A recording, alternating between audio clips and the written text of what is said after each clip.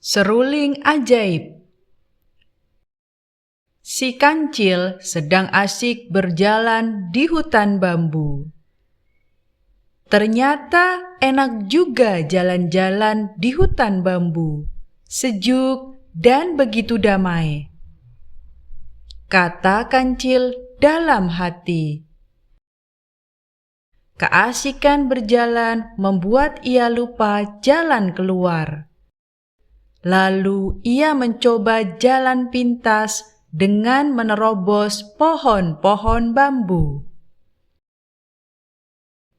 Tapi yang terjadi, si kancil malah terjepit di antara batang pohon bambu. "Tolong! Tolong!" teriak kancil. Ia meronta-ronta. Tapi semakin ia meronta, semakin kuat terjepit. Ia hanya berharap mudah-mudahan ada binatang lain yang menolongnya. Tak jauh dari hutan bambu, seekor harimau sedang beristirahat sambil mendengarkan kicauan burung. Ia berhayal bisa bernyanyi seperti burung. Andai aku bisa bernyanyi seperti burung, tapi siapa yang mau mengajari aku bernyanyi ya? Tanyanya dalam hati. Semilir angin membuat harimau terkantuk-kantuk.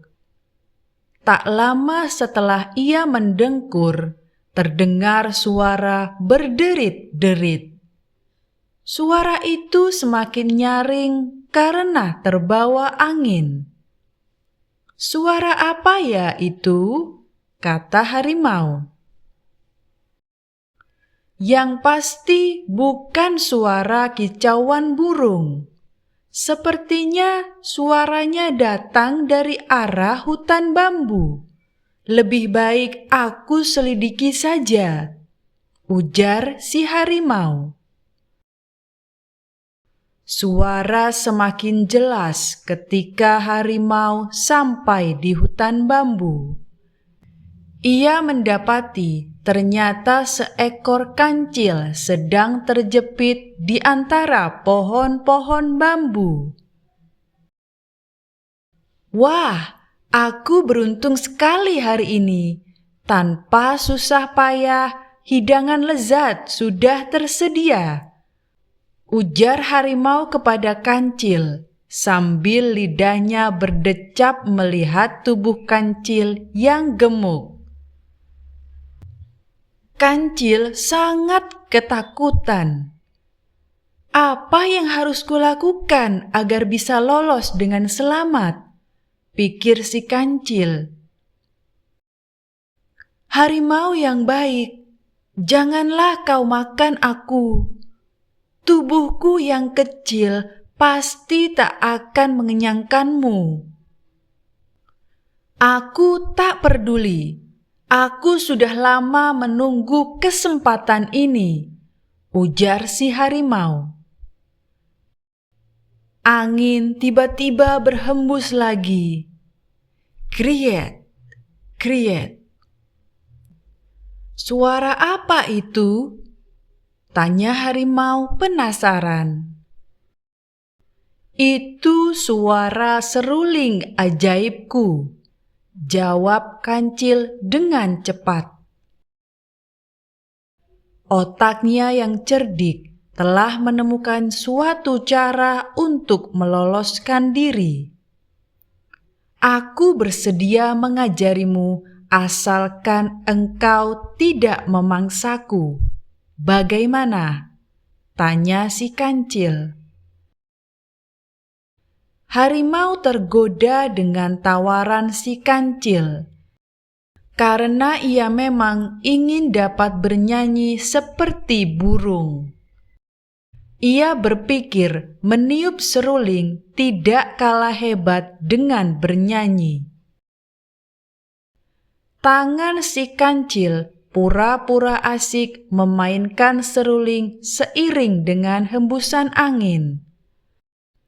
Sementara harimau memperhatikan dengan serius. "Kok lagunya hanya seperti itu?"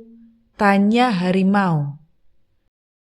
"Ini baru nada dasar," jawab Kancil. "Begini caranya. Coba kau kemari dan renggangkan dulu batang bambu ini dari tubuhku," kata si Kancil. Harimau melakukan apa yang dikatakan Kancil, hingga akhirnya Kancil terbebas dari jepitan pohon bambu. "Nah, sekarang masukkan lehermu dan julurkan lidahmu pada batang bambu ini. Lalu tiuplah pelan-pelan," Kancil menerangkan dengan serius. "Jangan heran ya kalau suaranya kadang kurang merdu. Tapi kalau lagi tidak ngadat suaranya bagus loh." Untung ada si harimau. Bodoh sekali dia. Mana ada seruling ajaib, kata Kancil dalam hati. Harimau yang telah terjepit di antara batang bambu tidak menyadari bahwa ia telah ditipu si Kancil. "Kau mau pergi kemana, Cil?" tanya harimau. "Aku mau minum dulu, tenggorokanku kering karena kebanyakan meniup seruling," jawab si Kancil. "Masa aku harus belajar sendiri?" tanya harimau lagi. "Aku pergi tidak lama.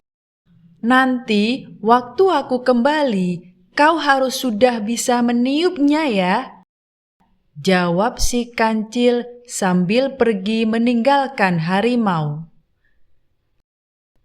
Setelah si Kancil pergi, angin bertiup semilir-semilir dan semakin lama semakin kencang. Batang-batang pohon bambu menjadi saling bergesekan dan berderit-derit. "Hore, aku bisa!" seru harimau bersemangat. Karena terlalu bersemangat meniup, lidah harimau menjadi terjepit di antara batang bambu. Ia berteriak kesakitan dan segera menarik lidahnya dari jepitan batang bambu. "Wah, ternyata aku telah ditipu lagi oleh si Kancil. Betapa bodohnya aku ini. Pasti bunyi berderit-derit itu suara batang bambu yang bergesekan. Grrr, benar-benar keterlaluan. Kalau ketemu, nanti akan aku hajar si Kancil," kata harimau. Setelah lelah mencari si Kancil, akhirnya harimau beristirahat di bawah pohon. Angin berhembus kembali. Kriet, kriet, membuat batang-batang bambu saling bergesekan dan berderit-derit.